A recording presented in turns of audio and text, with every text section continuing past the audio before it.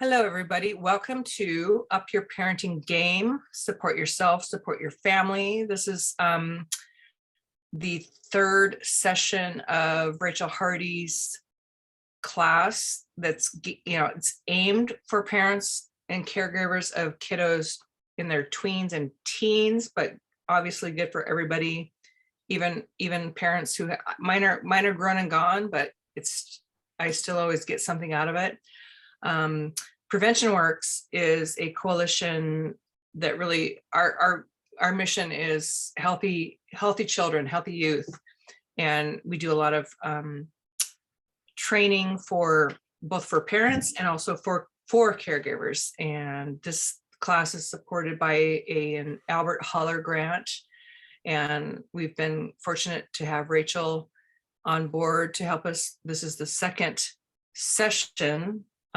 The first one was more for littles. This is more for teens and tweens, but like I said, it's good for everyone. So, and everything's on our website, pw4kids.org. We will be recording, and at the end, I will let you know when we stop recording. So if you'd rather ask questions, and remain anonymous, you will know at that point. But we do have incentives. We have little fun cards, coffee and groceries and such. So yes, happy to have you, and I will let Rachel take it from there. Great, thank you. Well, welcome everybody. So like last time, we are going to start with an exercise, because if you remember, we've been building on our understanding of our neurobiology and how to regulate that and stay connected to ourselves. So here's a breathing exercise that comes from Thich Nhat Hanh's book, A Pebble for Your Pocket. So go ahead and get yourself comfortable.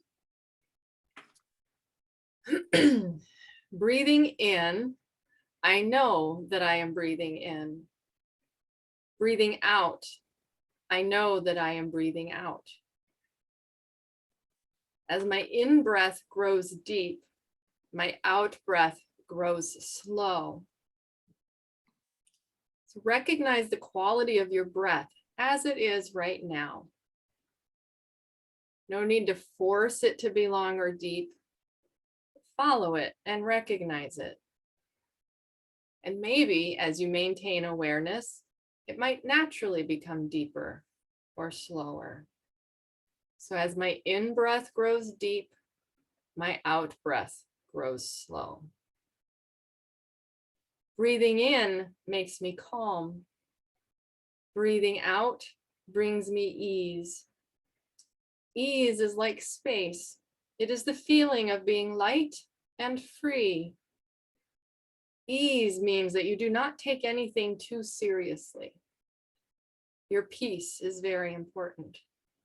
Breathing in makes me calm. Breathing out brings me ease. With my in-breath, I smile. You smile because you feel at ease. And when you smile, all of the muscles on your face can relax. You can even imagine holding a partial Mona Lisa smile. With the in-breath, I smile. With the out-breath, I release. You are able to smile at the unimportant things and let them go. This is release. With the in-breath, I smile. With the out-breath, I release. Dwelling in the present moment, I know this is a wonderful moment.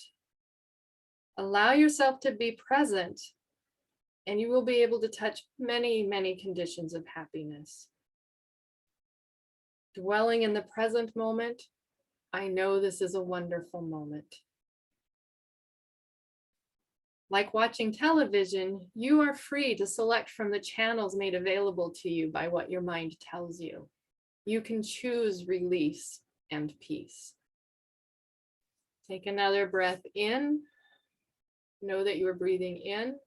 And one last breath out, and know that you are breathing out. And then bring your attention back to the screen.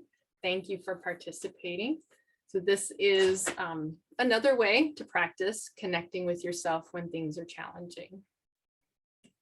So 3rd of 4 classes. Last class is next Monday. They've been 1 hour. You can put questions in the chat. I pause for questions in person. Like Shelley said, we're recording right now, but we will stop the recording if you want to ask more privately. And then classes 1 and 2, and there is the website, pw4kids.org.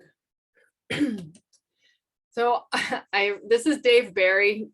He was an author. I think he was I think he wrote columns for the paper, but a perfect parent is a person with excellent child rearing theories and no actual children. And just so to remember that this is hard stuff, and a perfect parent just doesn't exist and wouldn't be great anyway. So if you're learning new things through the previous classes, or if you hear things tonight and you find you're beating yourself up, I guess please remember it's okay that you didn't know things and now you know them. It's okay that maybe you've forgotten things and you haven't been practicing them. There's no such thing as a perfect parent. And everything that psychology tells us is that a perfect parent would create challenges for kids too. So the reality is there's no avoiding challenges. They are necessary for our growth and learning. But I share this as a reminder to please be kind to yourselves. Parenting is hard work. So we've gone through nervous system stress states, stress responses to threats and challenges. We've talked about regulation and co-regulation. Last week, we talked about our thoughts and how they have an impact. And we talked about attunement and empathy. Today, I think it was as I was driving home from work, I remembered a video. Maybe some of you have seen it. This is between a couple. It's called It's Not About the Nail. But this applies to our kids too. And so as we watch this, it's a little over a minute. I want you to pause and do a check-in of your system right now. And as you watch the video, I want you to notice maybe how hard it is not to say something or share your problem-solving skills, and just see what you notice. So I am going to make sure sharing sound. And I'm going to play this video for us. It's just, there's all this pressure, you know? And sometimes it feels like it's right up on me. And I can just feel it, like literally feel it in my head. And it's relentless. And I don't know if it's going to stop. I mean, that's the thing that scares me the most, is that I don't know if it's ever going to stop. Yeah. You do have a nail in your head. It is not about the nail. Are you sure? Because, I mean, I'll bet if we got that out of there... Stop trying to fix it. No, I'm not trying to fix it. I'm just pointing out that maybe the nail is causing... You always do this. You always try to fix things when what I really need is for you to just listen. Yeah, see, I don't think that is what you need. I think what you need is to get the nail See, out. you're not even listening now. Okay, fine. I will listen. Fine. It's just... Sometimes it's like there's this achy, I don't know what it is. And I'm not sleeping very well at all. And all my sweaters are snagged. I mean, all of them. Yeah, that sounds really hard. It is. Thank you. Ow! Oh, come on. If you would just... Don't. Try to see things. Any thoughts about that? Can you relate or have similar conversations with your kids, or are you like, it's if you would just, and they don't want to hear it? Anybody really just want to say, like, just pull the nail out, right? We know the answer. We know what would make a difference. Anyway, I thought that's a funny example of how hard it can be to offer empathy, especially when the solution is almost like hitting you in the head. So it's something to remember when you're interacting with teens or any kiddo, anybody really, and they're talking about something. You really can't go wrong with empathy as opposed to fixing it or trying to fix it. And there are some ideas that when we step in with problem solving before someone's ready, or when that's not what they're looking for, we're subtly sending a message that we don't believe that they can solve their own problem. So this is then about regulating your brilliant idea and how much you know and how much you want to share and what you know might work for them. So it's regulating that tension and simply listening.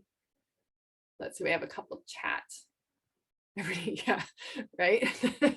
Right, because we have experience, and when we know answers, they don't have that experience, and they're best going to learn the answers by having the experiences. And so our job, especially when they're teens, the best we can do is listen and hold and gently scaffold or ask if they want our advice and be okay if they say no.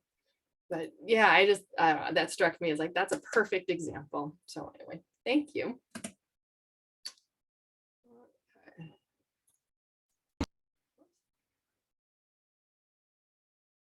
Okay, so we're gonna set our seat here so we can dig into teen development.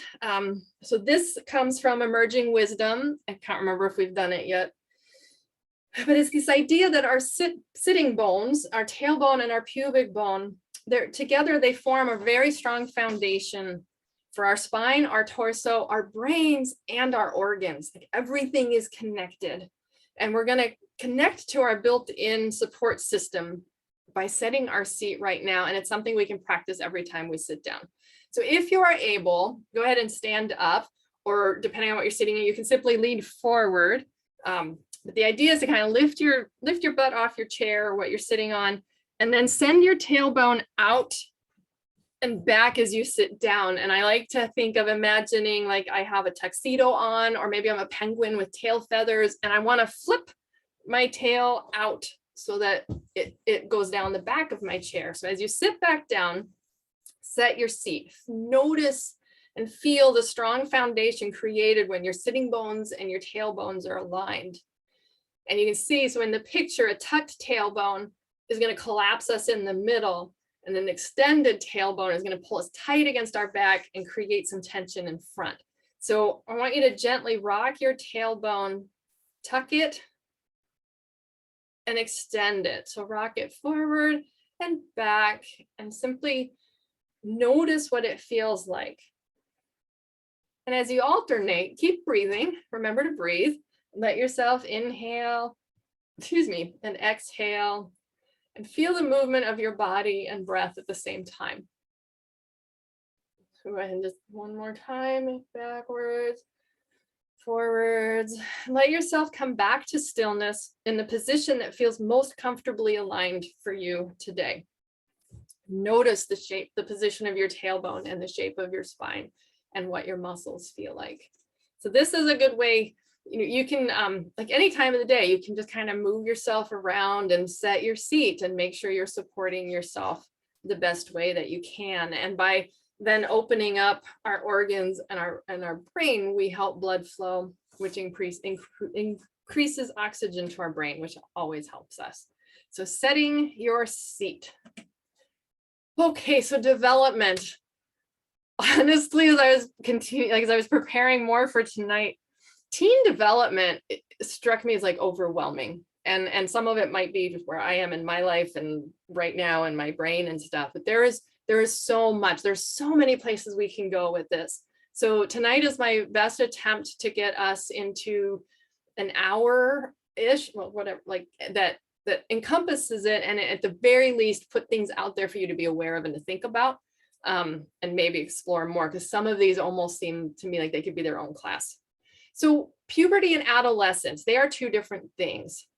We probably could have talked about this in the first class, but puberty is where we start to see the physical development of sex traits, and we see the physical manifestations of the biological changes taking inside in regards to their hormones. Adolescence is being defined as the entire process of becoming an adult, which is approximately 12 to 24 years old. So it's a long period of time. Development in teens can be confusing because sometimes they're going to seem so capable and so amazing, and other times they're going to be like a giant toddler tantruming. And so it can be kind of like whiplash for parents. Understanding development is really important so that we can appropriately set our expectations. Know that kids are going to have different abilities at different times. And definitely I'm going to talk more about this with the brain, but definitely in development, we see increased risk in teen development. We see increased risk taking, and we see an increase in impulsivity. There are myths about teens being out of control, lazy, unfocused, crazy, immature. And going back to what we talked about with thoughts, if we hold these thoughts about our kids, and our kids know what culture and society thinks of them, then we risk having them perform the way we expect. And so I invite you to challenge yourself and be curious about what, again, are the things you're telling yourself about your kiddos. Dan Siegel talks about adolescence as an essential time of emotional intensity, social engagement, and creativity. He's written an entire book about adolescence called Brainstorm.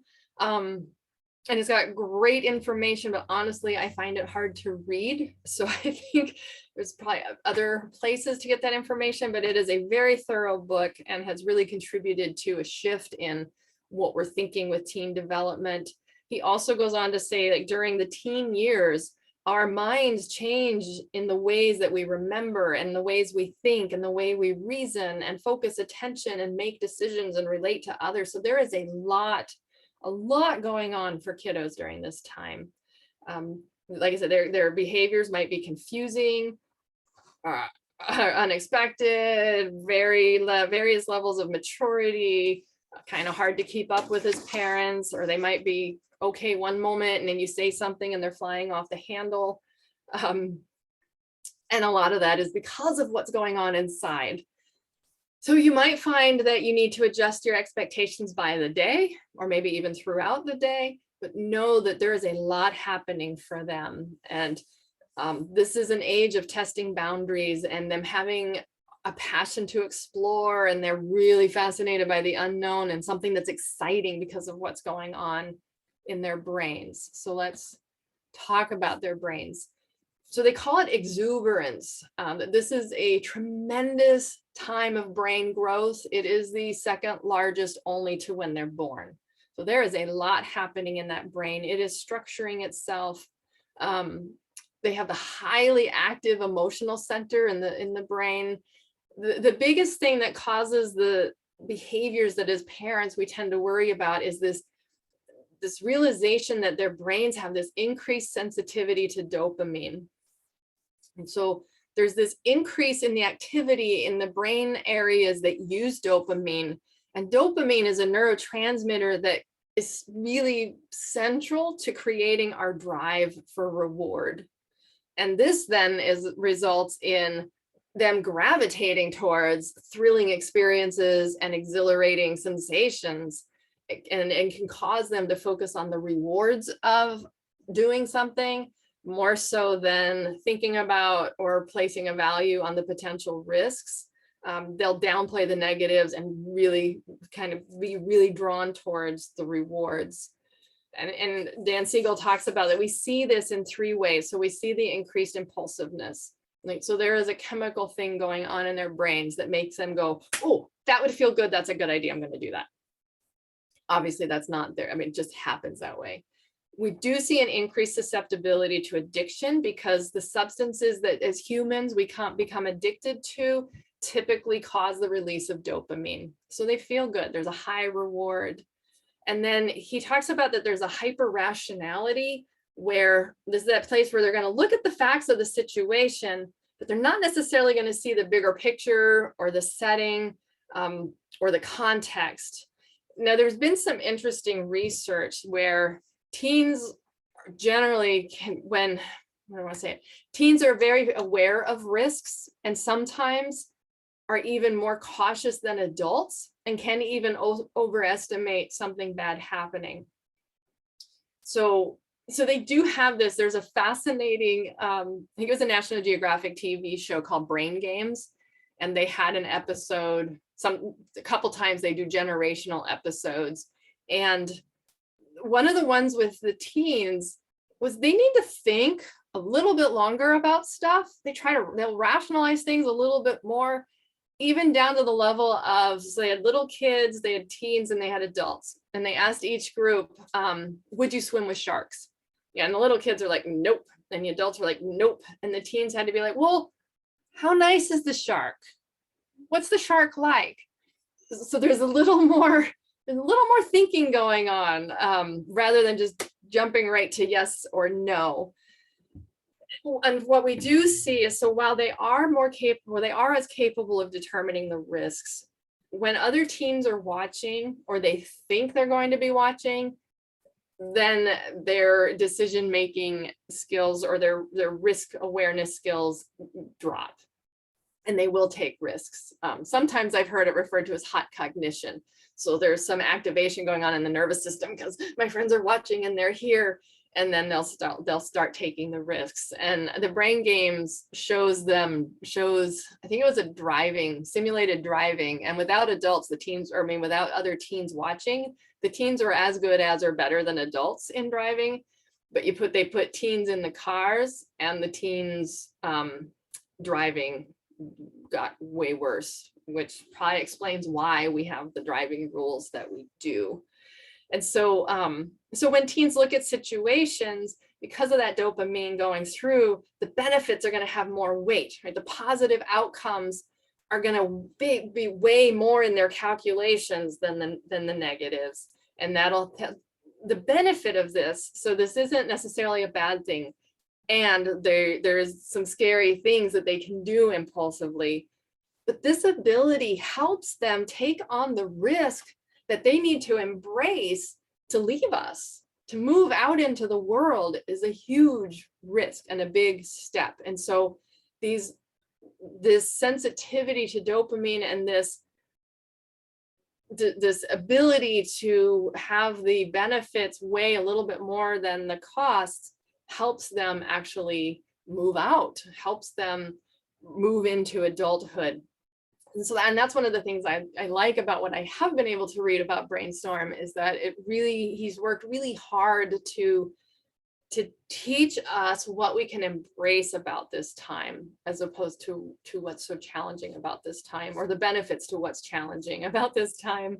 The other aspect is in terms of thinking. They're getting into much more logical and abstract thinking abilities, so they can contemplate things maybe a little more like philosophy. I work with a lot of teens who have tremendous existential questions, and they have tremendous insight. These kids are really thinking and contemplating our world, and they really see things.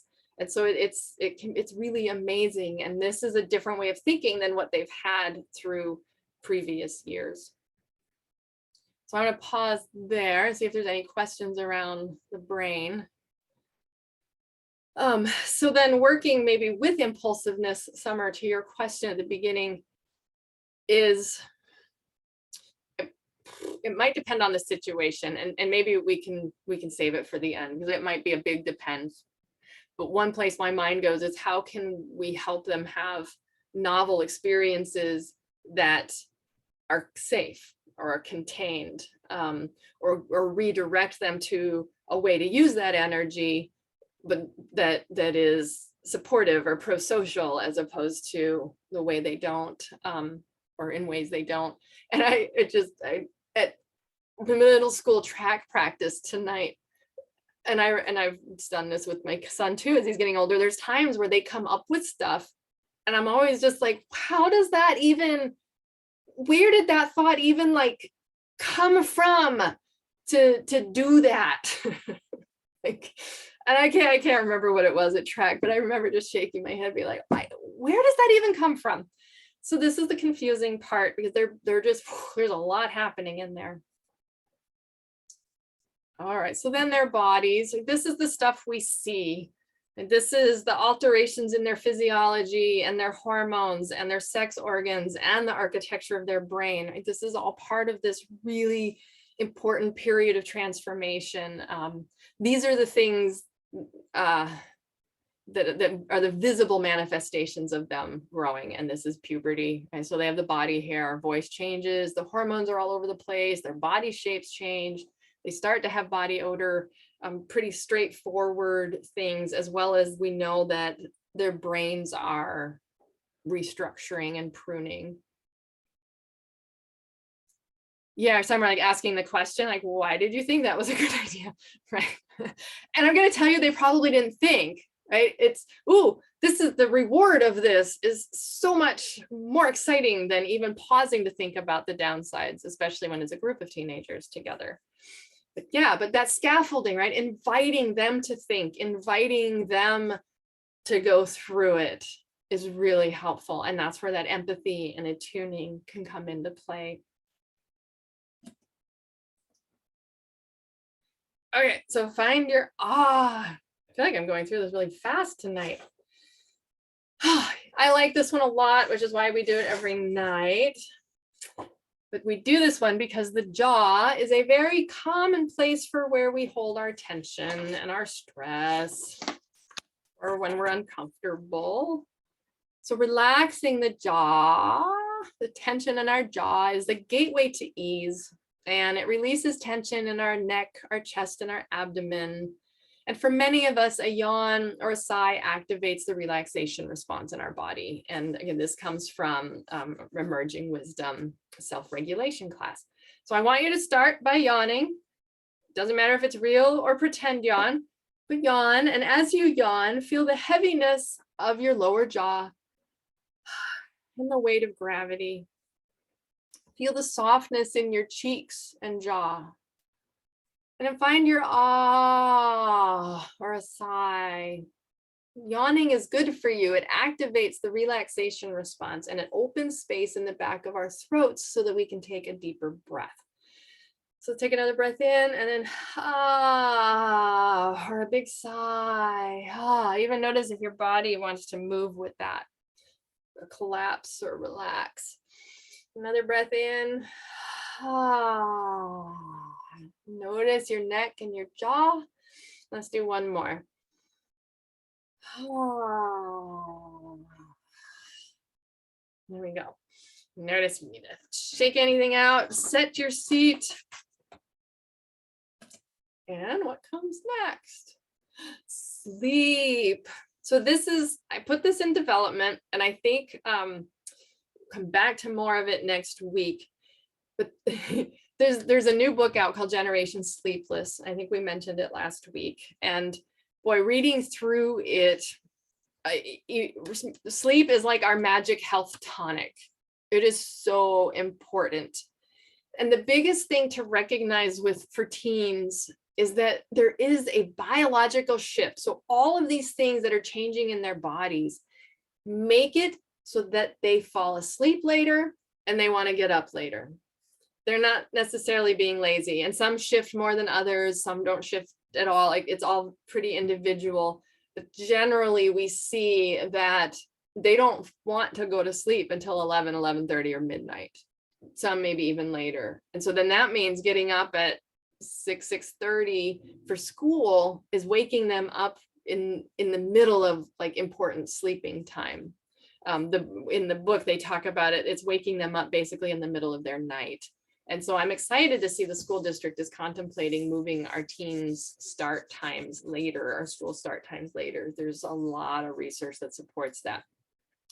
So then missing sleep, well, so let me say, so we kind of start to think because they're older, maybe they don't need as much sleep, but the research performed on kids when they've been allowed to sleep as much as they need is they still need 9 to 10 hours of sleep a night at this age group. And that's a really hard amount of sleep for them to get.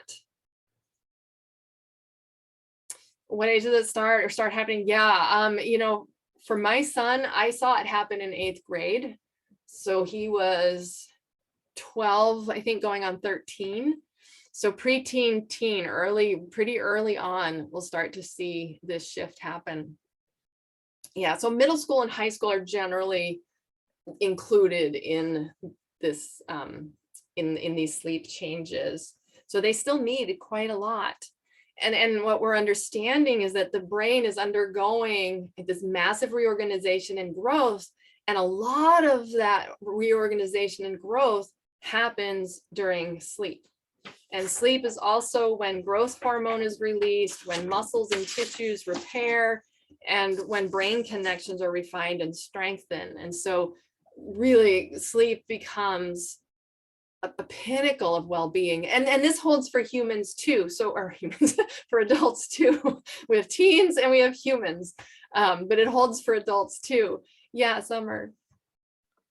I had just wanted to share with that like my son, he has to catch the bus to the high school at 6:24 in the morning, which Oh my means God. we have to start getting like 30 minutes minimal before he needs to leave to his bus, and it is excruciatingly painful in the morning because he doesn't want to get up and function, and honestly neither does my 12-year-old. Her bus is later, but she catches the bus at 7:04, which is still pretty early, so Still pretty she's, early. yeah, so it's Ah. been really challenging in our house specifically because they do get like the second wind, and I'm exhausted at 9, and I honestly as a parent couldn't tell you what time they go to sleep. I know Right. what time I go to sleep, but that doesn't mean that they're sleeping. Right. Yeah, exactly. And that's really, I think one of the bigger, one of the challenges in parenting for sleep is that we can't stay up as late to make sure that they're going to sleep. We have to trust them. And this has been a challenge with my son since, it wasn't so bad during the pandemic because it didn't matter what time he got up, but adjusting back into the school day has been really hard. And so we've done a lot of, like, there's a lot of ideas out there, and I have a little bit today, but I kind of thought that that might be better with today being just about development, like just knowing that this shifts, they're not just being lazy, they need a lot of sleep. And a lot of times they're in a sleep debt. So I've done a lot of talking with my son's doctor because the sleep was really challenging. It still is. And we talked a lot about this sleep debt, and the research is starting to recognize it too. And they're likening it to kind of like jet lag, and they're calling it social lag. And so for all of us, getting enough sleep is really important. And so, missing sleep, what they're finding is that it raises the risks of mental health issues. It heightens their stress at the neurochemical levels, at the brain level. It makes athletes more accident prone, and it causes the brain's memory storage to malfunction, which short circuits learning and academic success, which we see in the research that's been done on later school times, where the research has really been on like 8:45 and 9 o'clock. We do see an improvement in test scores and kids' abilities in the classroom. And I think they even see a decrease in behaviors because kids are rested. And what they've also found is that a sleep-deprived brain, and I'm going to say it's probably holds for us too, but it sees the world through a negative lens, and it skews us towards sadness and frustration and anger or hopelessness. So like the authors of Generation Sleepless really make it sound like it's a magic pill, right? And it is so important to us, and we're learning more about that. So the benefit, like healthy sleep, increases brain connectivity, decreases impulsivity and hyperactivity, and within that, family sleep habits matter. So what we do matters because we can model good sleep habits, and that's going to impact them more than telling them what to do. And at this age, I find they really need us to kind of step in and take charge because they have a hard time doing it themselves. So a study of middle schoolers found that the best predictors of sleep quality were having a regular bedtime. And we know this for all humans, is that going to bed at the same time and waking up at the same time every day, regardless of if it's a weekend, is very important and beneficial for us, because our systems work on a rhythm and on a clock, that circadian rhythm. And so a regular bedtime and a regular wake up time kind of orients all of these chemicals that help us fall asleep and help us wake up. So helping kids have a regular bedtime, they're going to fight it like crazy. And so there's ways of wanting to helping them want to sleep, helping them notice how they feel with less sleep and more sleep. Another important aspect is having time to wind down before they go to bed. And I've seen anywhere from an hour to 2 hours of a wind down time. And during this time, it means no screens. So limiting screen exposure, like there's, I think, no doubt, and we've probably all seen it, that the blue light off of screens, especially when we hold them so close to our faces, interferes with the release of the chemicals we need to start going towards sleep, to create sleep pressure, which is that pressure that makes us feel like, oh, I'm tired, I need to go to bed, as well as then limiting caffeine before they go to bed. Another aspect of it is when they're getting them outside and getting some sun first thing in the morning on their eyes. There are, for all of us actually, on our eyes, there are specific cells in our eyes that respond to sunlight that then help set our body to be able to go to sleep at night. So this rhythm is really important for us throughout an entire day.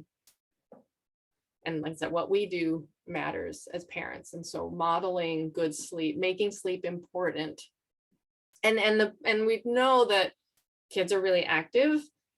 Some kids have a lot of homework, although I think that's changing to some degree. At least I haven't seen my son have a whole lot of homework. But helping kids prioritize sleep, and as a family prioritizing sleep. So another way of thinking about development that I've always found really helpful. So I learned this in grad school when I got my psychology degree, and I've always found this easier to grasp and hold on to than some of the other developmental stages and the way they phrased them. And so this is a combination from Dewey Freeman's development class in school, and synergetic play therapy has added a little bit to it. And so we have this idea that as we develop, development is asking certain questions of the world that we're in. And so these age ranges they're a range. So some kids are going to enter earlier, some kids are going to enter later, some are going to leave sooner, some are going to leave later. And Dr. Gordon Neufeld of the Neufeld Institute in Vancouver, who has really interesting, Canada, he has really interesting articles, and he talks a lot about parents trusting the natural order of development.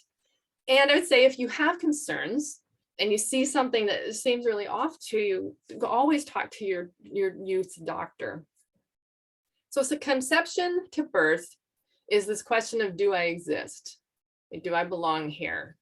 And then birth to 18 months is where kids learn that the world is safe. And as their caregiver, we can help them, when we help them meet their needs as consistently as we can. And some, I don't know, some numbers have been thrown around that you only need to do about 20% of the time to meet their needs, helps them feel that the world is okay, that the world is safe. And we also do this by holding routine and holding structure. And even as teens, they still need us to help them hold routine. And at the very least, they still need us for some scaffolding and structure. They need to know we're there. They need to know we're like a backstop for them. And so kids who we label as clingy might be seeking safety in the world from your proximity. And when kids are this age, they're not going to have a lot of words to show us what they need. They're going to have behaviors, and teens will pretty much show us behaviors too. And around the end of this stage, we see some separation anxiety with kids. And I see a separation anxiety with teens. I talk to a lot of teens on graduating and the cusp of stepping into adulthood. And most of the time they're really anxious about it and really unsure because it's a big unknown. So from 18 months to 36 months, then kids are developing a sense that they're okay the way they are. They're going to test limits, and they're going to make sure you still love them. Are they still okay? So with little kids, and then as well as with our teens, be aware of what we're saying and what words we're using with them, because teens are really sensitive to the words we use. They're really sensitive to criticism. And so not to say you shouldn't criticize per se, but choose your words carefully, because they listen, they are paying attention, probably a lot more than you realize. And so you can help them continue to feel okay by being aware of your messaging. And teenagehood really does throw them into, am I okay? Am I not okay? Do I belong? Do I not belong? So then, and then we develop into 3 to 6 years, which is how much can I do? So this is all about quantity, nothing to do with quality. Kids at this age, at that younger age, don't care about details, don't care about how coloring in the lines, and they don't always have the muscle development for that. They just want to scribble and color and on as many pages as they possibly can, and just how much can they do and do and do and do and experience. And then how well can I do it is where we start to see in elementary school. This is where there's going to be a lot of comparison between themselves and other kids. And I see this continue on through a lot of teenagers. And, they want to do things well. They might have a hard time admitting mistakes. They might have a hard time admitting they're wrong. Their peers are going to be really important for teens. Their peers are going to be really important to them. And this is the age, it's 7 to 11. Anyway, this age group is really focused on how well they can do something. Then from 11, so teen, preteen on, kind of for the rest of our life, is this question around, who am I? And they're trying to figure out who they are. They're trying to figure out what they believe, and they're trying to figure out how they fit in the world. So then what this looks like is you might see them change their peer group. They might start trying on different friends. They might start experimenting with getting to know people who maybe are different from them. You might see them experiment and change their clothes, their hair, their makeup, color their hair, shave their head. Like all of those things are about experimenting and figuring out who they are. And then sex and sexuality is going to take a lot more focus right now, as well as they're going to be figuring out like, what is their gender identity and how do they want to express their gender? Who are they attracted to? And then underneath all of that is they're going to take the values and beliefs that you've taught them and that they've grown up with, and they're going to look at them and try to figure out, what do I really believe? Who am I? What are my values? And those can be discussions that we can have. Like there's decks of values, cards. I don't have mine readily accessible. I haven't done it in a long time, but for a while I'd pull one out and just talk to my son about it. And we'd talk about, well, how can you live this value today? Or what would that be like? And just start kind of putting these ideas out there for them to explore and to support them. And it's really important to practice respect and acceptance of them at this age. So you might not like the purple hair, but it's better to let them experiment with the purple hair. Then maybe they'll cut themselves. I've seen this happen with kids. They'll self-harm because they have no other way to express themselves. So hair grows back. That's always been my personal belief. Hair grows back. So we'll go ahead and experiment with it. Piercings are still really popular. I see kids getting tattoos. A lot of them wait until they're 18, which I do think there's benefits to waiting personally, to just figure out more about who someone is, who they are. But these things to decorate themselves really show up as experiments right now. So then I have, so I like this, like honor their chronological age, but you want to parent from the emotional age. So when they're tantruming, you probably don't want to talk to them as an adult or as a developing teen. You're going to meet their need with the tantrum, and that's going to be empathy and listening and holding that space. So, and this is where development is linear, but also not. So if they have something that happens, and a very common one is a breakup, they're probably going to go back to maybe the world's not safe, or at the very least, I see a lot of kids go back to, am I okay? Right? What's wrong with me that they broke up with me?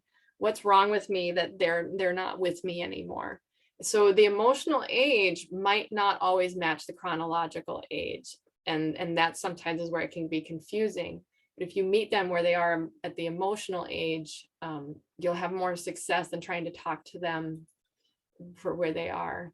Thanks, Summer. I thought this was great too. I think it's a really good reminder. And I want to say this applies to adults too, right? We cycle back through all of those developmental questions. Let me go back to that. We cycle through these throughout our lives. And within therapy, everybody comes in with either the question of, do I exist? Is the world okay? Or am I okay? So everybody I see, I think without exception, is having some challenge from those first three. And I know within synergetic play therapy, Lisa's contemplating that there might be a reason for that. So it's not to say like we have a lot of bad parents or there's a lot of bad parenting. It's say that for whatever reason, these challenges are very common. And then we get adulthood to work through these challenges. So we can hold that in mind. And there's different, you can think about, you can listen to somebody's language and it can help you know, well, is their world safe? Do they think they're okay? You can start to pick up on these if you pay attention, and you can hear this in your teen's language too. And so if you have a teen who beats up on themselves a lot, there's a lot of am I okay going on, right? Or if they're comparing themselves to others, it might really be this, well, how well can I do this? And when challenging things happen in our lives, the theory that we talked about when I was in school is that we go right back to the beginning and then work our way back through these. And as adults, it can be fast, but we might need some comfort from a partner or a good friend or a parent and someone to remind us that we're okay. And then we can move forward. So let's see, we've got, oh, thanks, Shelley. We got the links there. So I've always found this a really helpful developmental model to hold on to when I'm sitting across from somebody. And for me, it's become such a habit. I just hear it all the time. But it definitely helps me know that, okay, so I have a 50-year-old in my office, but they're showing me challenges from birth to 18 months. Or,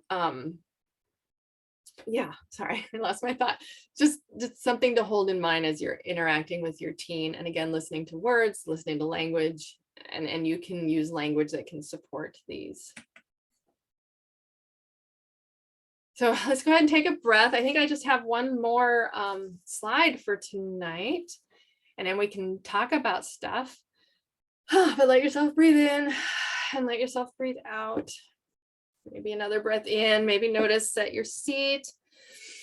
Notice if there's any tension. Notice if there's any thoughts you're having about what we've talked about.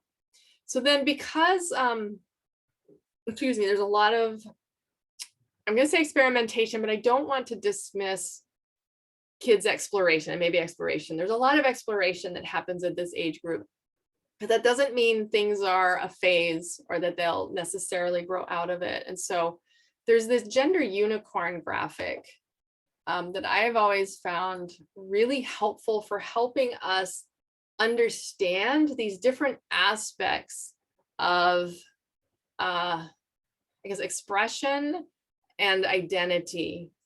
So, because I think depending on how old we all are as parents, these things were not in my world when I was in school and growing up. And so I've had to learn these, and respecting these is really important for kids. I know for trans youth especially, but anybody who has a non-binary expression or identity of their gender, one way to reduce suicide among that group is to respect what name they want to be called and what gender identity they want used.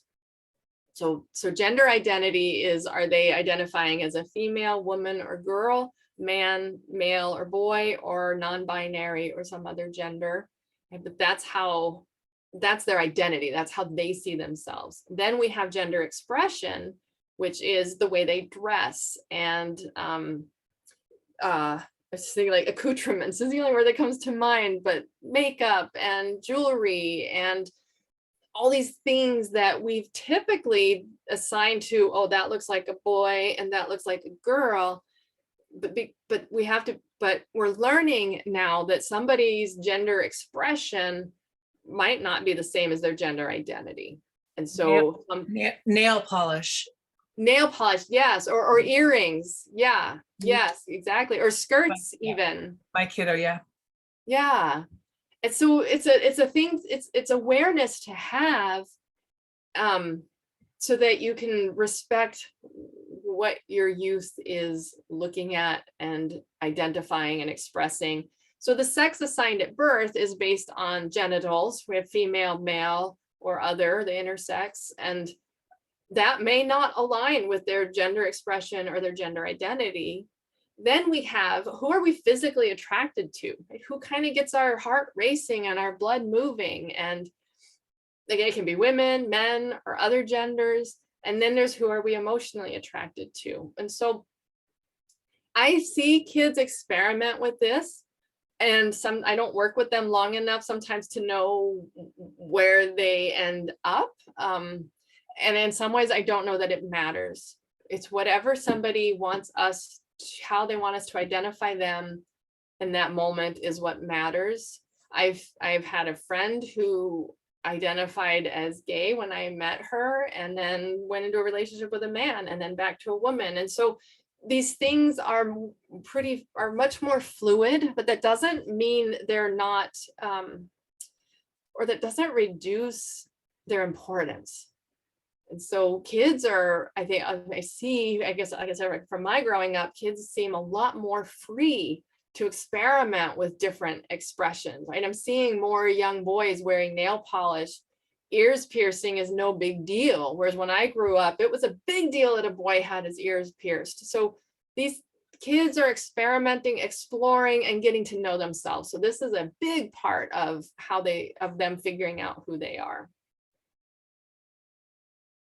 And that are all the slides I have tonight. So some of the resources that I really find helpful is the Trevor Project for trans youth. Generation Sleepless are sleep specialists, and they've written this book for teens. The genderbread.org is another, a different way of this. It's more of a like it looks like a gingerbread person as opposed to the unicorn, but they're both saying, they're just different ways of saying the same thing.